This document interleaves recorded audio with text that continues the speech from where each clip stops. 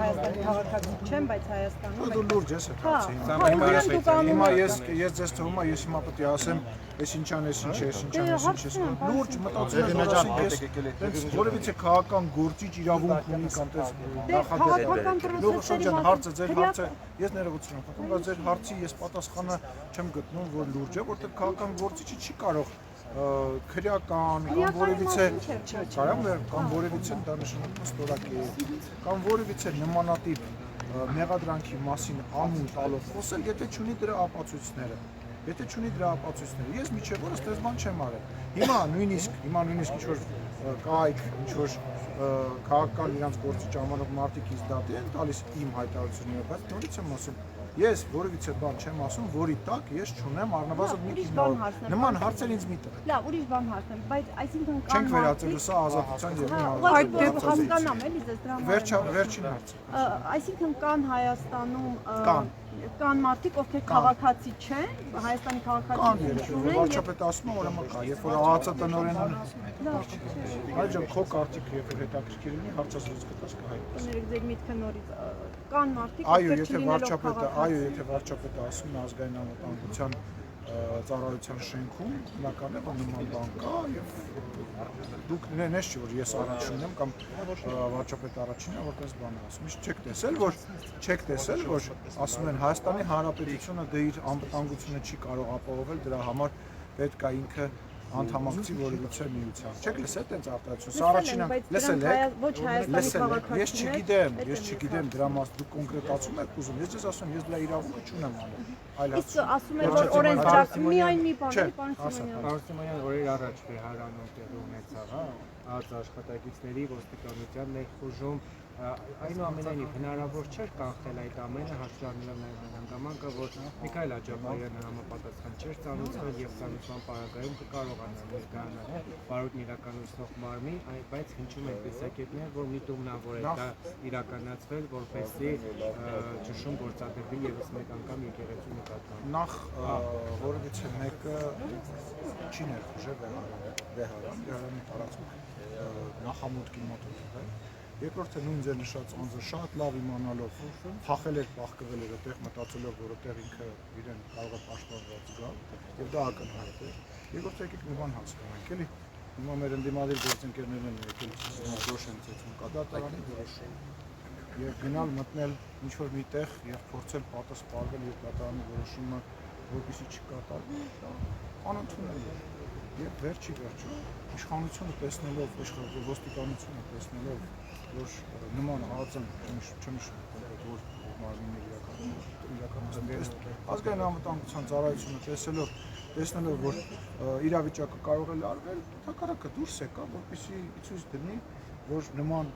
բան անելու նպատակ չկա եւ իրենք իրենց գործառույթներ իրականացնում։ Թե մեկի մոտ ինչ-որ կարծիք կա, որ ԱԱԾ-ն ցանկության դեպքում 300 կամ 400 հոգեվոր մարդը չի կարող մեկից մեկին դուրս գալ, կարող է դուրս չգնաց։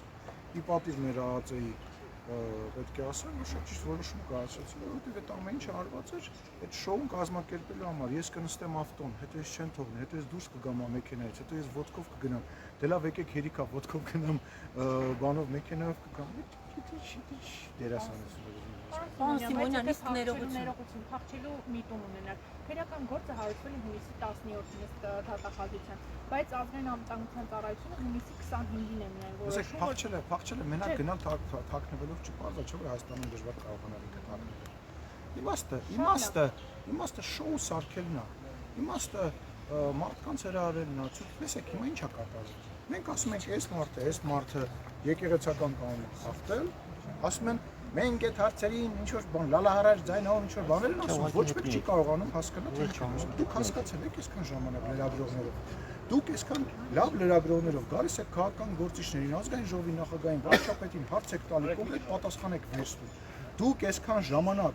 հասկացել եք ինչ են ասում։ Իրանց նպատակը շոու անելն է։ Ասում ենք մարդը հանցագործություն է արել, բանը տեսանյութեր են հրապարակվել, բան են հրապարակվել, ինչ ասես ասում են, բացի հստակ պատասխան տալուց։ Իրանց հորերին են, հերերին են հիշում, Աստվածաշնչից են խոսում, չգիտեմ նախկիններից են խոսում, ներկաներից են խոսում, կոնկրետ ոչ մի բան չեն ասում։ Սա արվում է շոու անելու համար։ այդ շոուները իրանց վնաս է պատճառում, որտեղ շոու անել չգիտեն։ Պարոն Սիմոնյան, Պարոն Սիմոնյան, ես հարցնեմ, հետո մնացածը ձեր կողքում են։ Դուք եք հարցը տալիս։ Ոչ, դուք չեք հարցը։ Մի հատ ես երկու հարց ունեմ, էլի։ Առաջինը, նախ որ ասում եք տերոր, դրանք բոլորը օպերատիվ տվյալ։ Ամենահեշտը կագրած հարցերին պատասխանելն է, որովհետև շատ կանխատեսելի են հարցերը։ Օպերատիվ տվյալների հիման վրա են, բոլոր դեպքերում դատական վճիռ չկա։ Ոնց է որ բոլոր ձեր կուսակիցները ասում են տերոր է, ասում են ահաբեկություն է, բայց դատական որևէ վճիռ չկա ու բացի այդ հեղափոխություն որ եղավ։ Ինչի համար եղավ, որպեսզի ամերիկյան կանխավարկածը չխախտվի, համանման բաներ տեղի չունենան։ Սա մեկ։ Հարգելիս, որևիցե մեկի այդ ասածը չի վերաբերվում վճռին եւ չի հանդիսանում վճիռ։ Կարող են հերքվել դրանք։ Այն գնահատականները, որոնք որ տրվում են, դրանք քաղաքական գործիչների գնահատականներ են, հիմնված այն ինֆորմացիայի վրա, որը որ տվել է համապատասխան իրավապահ մարմինը։ Հիմա հոկտեմբերի 27-ին Չափածուցված։ ներողություն եմ խնդրում։ Հոկտեմբերի 27-ին, երբ որ տեղի ունեցավ տերորիստական ակտ, միջև դատավճիռ հրապարակելը, որը տեղի ունեցավ բավականին ուշ։ Արդյոք դա տերորիստական ակտ էր, թե տերորիստական ակտ չէր։ Չէին ասում, որ տերորիստական ակտ է։ Թե սպասում էին Նայիրի Հունանյանի վճիռը հնչի նոր։ Այդ վաղ չկար այդ խաղամեղության կանխավարկածը, թե նոր եք հիշել դրա մասին։ Դա այն ինչ որ երբ որ դու տեսնում ես, որ իրավապահ մարմինները հրապարակում են մի փաստաթուղթ, որտեղ գրված է, կարդարացվեն, ասեն, տեսակ, Արդեն խախտում եք ամերիկյան կախարդվածը, եթե անձին ասում եք, որ ահաբեկիչ է, չէ, ենթադրենք, որ ասում են ահաբեկիչ է։ Երբ որ ենթադրությունը տեղի կլինի, խոսենք։ Պարոն Սիմոնյան, բոլորն ասում են ահաբեկիչները։ Ես գնահատական, Երկրորդ հարցը տամ էլի։ Տեսեք, հետաքրքիր բան ասեմ, դուք իմիջիալոս դուք ձեզ ավելի հետաքրքիր կլինի, որովհետև դա ձեզ շահերից է։ Երբ որ օրինակ դուք քաղաքական գործչին ինչ որ վատ բան եք ասում, քաղաքական գործիչ կամ սուտ եք ասում, կամ վիրավորանք եք ասում, որևիցե մեկը, հա, եւ դատի է տալիս քաղաքական գործիչը։ Դատարանները հաճախ որոշում են կայացնում ոչ թե իօգուտ քաղաքական գործ չեն, հակառակը իօգուտ են մարդու, ով մեղադրվում է կամ ընդհակառակը հայց է ներկայացնում։ Գիտեք ինչի, որովհետև քաղաքական գործի խոսքի մեջ իր շեմը պետքա բարձր լինի, որովհետև ինքը հաճախ քաղաքական գնահատական է տալիս, ինքը հաճախ այլ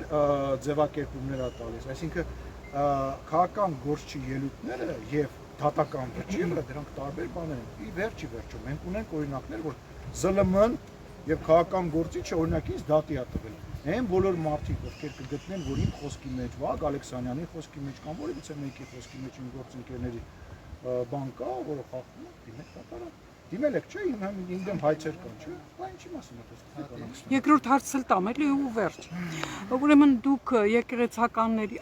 Նիկոլ Փաշինյանը ասում է, որ եկեղեցու դեմ չեմ պայքարում, այլ խախտում կատարող, կուսակրանությունը խախտողների դեմ։ Ամբողջ բանն է, որ դրա հրապարակային կրակոցները իրար, մարտերը իրար միջև վերածվում են եկեղեցու դեմի, այսինքն ինչու՞ չէր կարելի դա ինստիտուցիոնալ, ասենք իրավական կառույցներով անել, ոչ թե Facebook-ներով։ Ինստիտուցիոնալ ձևը չկա։ Դուք ձեր հարցի մեջ հանդիպել, նստել, ի վերջո հանդիպել, նստել, ում եք հանդիպել, նստել։ Տեսեք, մարդը ասում է, որ նման խնդիր կա, անդերս նույնիսկ պատասխան գոյություն չունի։ Պատասխան չկա դրա հետ կապված։ Այդ դրա ձևը չկա։ Եկեղեցին է արժեզրկում, պետությունն է արժեզրկում։ Եկեղեցին արժեզրկում են այն մարդիկ, ովքեր որ սև շորերը քաշում են գլխներին, աչքերը եւ ականջները փակում են, նաեւ ձեր հարցերին, եւ ասում են դա մեր ներքին գործն է, թե ով է քերակինը, թե ով է աղջիկը, ով ասում են դա մեր ներքին գործն է, երեք ժողովուրդ, դա անձնական կյանք չի։ Այն որ մեկը, ով որ պաշտպանում էր կտրիչին, չի տուժում եկեղեցին։ Տուժում է իրանց պատճառով։ Այն մեկը, որ պաշտպանում էր կտրիչին, մի նկար էր դրել, հենց իր նկարներից, որտեղ իր դեմքին հարսի քող է դրած։ Այն օրն է, երբ որ ինքը դառնում է կաթողիկոս, դա խորհուրդ ունեցող բան է, դա նշանակում է, որ իր կինը, իր հարսնացուն, իր անձնական կյանքը այլևս եկեղեցին է։ Բա չեք գալիս այս բաներից չեք հարցում, ու ստացվում է մարդ, ով որ բարձրաձայնում ասում է, սենց խնդիր կա, բայց խնդիրը ինչու չեք լուծում, այդ մարդն է վնասում, հա։ Հիմա որ դուք հարցեր եք բարձրացնում ազգային ժողովի նախագահի դեմ կամ վարչապետի դեմ, դուք պետությանն եք վնասում, հա։ Չէ, դուք լրատվամիջոց եք, Բայց ձեր պատասխանը վնասում է ազգային Հայաստան, ժողովին։ այսինքն լրենք ձև անենք, որ ոչ մի Կամ բան չի կատարվում։ վնասում։ Եթե ինստիտուցիոնալ ձև չկա, ինչ Ոչինչ, կան մարդիկ, ովքեր ասում են, որ մեր սխալներն է, որ 2018-ին այս քայլերը չեն կարել, այսինքն դուք ունեցել եք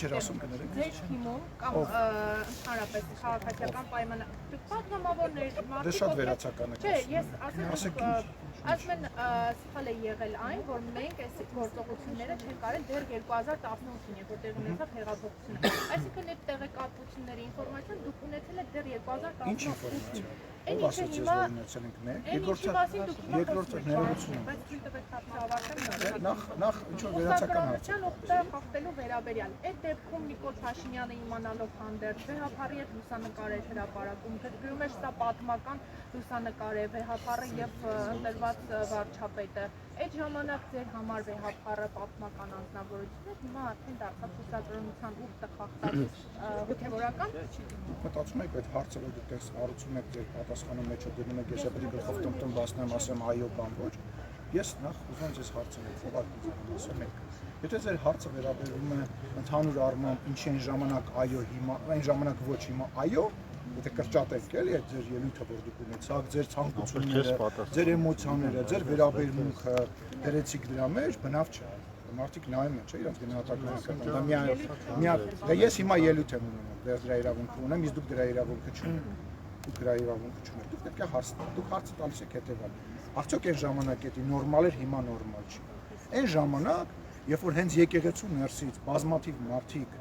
գալիս էին եւ բողոք կար, հենց մենք որևիցե ձևով չենք ուզեցել մասնակցել, որովհետեւ չենք ուզեցել խառնվել դրա մեջ եւ նման ինֆորմացիայի մեջ նույնիսկ չենք մտել եւ չենք խորացել։ Եվ չի եղել այդ ինֆորմացիան։ Այո, խոսակցությունները միշտ եղել են։ Այո, միշտ խոսակցություն եղել է, որ Կտրիչ Ներսյանը երեխա ունի, միշտ այդ խոսակցությունը եղել է։ Բայց երբևիցե դրա մեջ չենք խորացել, չենք մտածել։ Բայց երբ որ, հա? Բայց ասում չեք, հիմա ինչու, իսկ ինչու ինտա, չգիտեմ, Խայլակ ջան, ոչ տեսնես Նիկոլ Փաշինյան հարցը։ Բայց բոլորը կողմում եք երկրորդ հարցը։ Դու երկու հարց ես տվել։ Բայց շատ ագրեսիվ։